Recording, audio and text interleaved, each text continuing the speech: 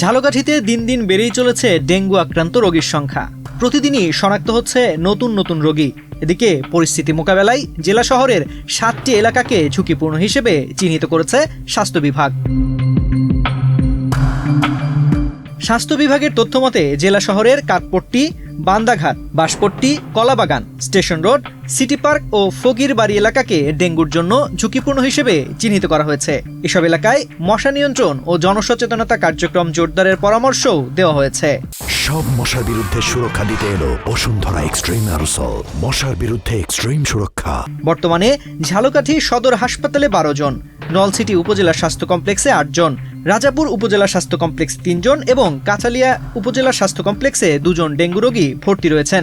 স্বাস্থ্য বিভাগ বলছে, আক্রান্তের এই সংখ্যা গত বছরের একই সময়ের তুলনায় প্রায় দ্বিগুণ। ডেঙ্গু সিজনটা শুরু হয়েছে, তাহলে অন্যান্য বছর এই সময় ডেঙ্গু বাড়ে, তো এবারও অন্যান্য বছরের মতো এবারও বাড়ছে। তো বর্তমানে আমাদের হাসপাতালে 13 জন ভর্তি আছে।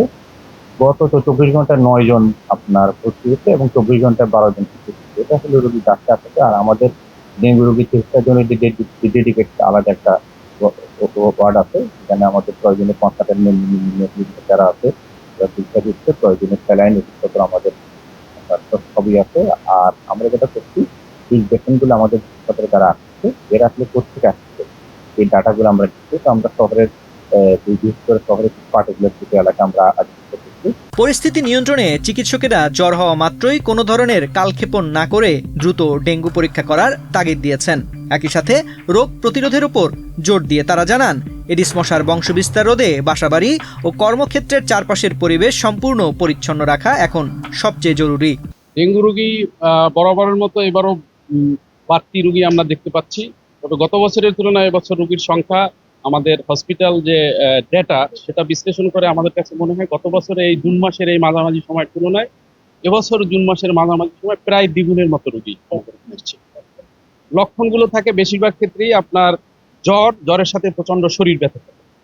জ্বর এবং শরীর ব্যথা এটা নিয়ে আমাদের কাছে আসে। কিছু কিছু রোগীর এর সাথে পাতলা পায়খানা থাকে, বমি থাকে এবং পেট ব্যথা থাকে।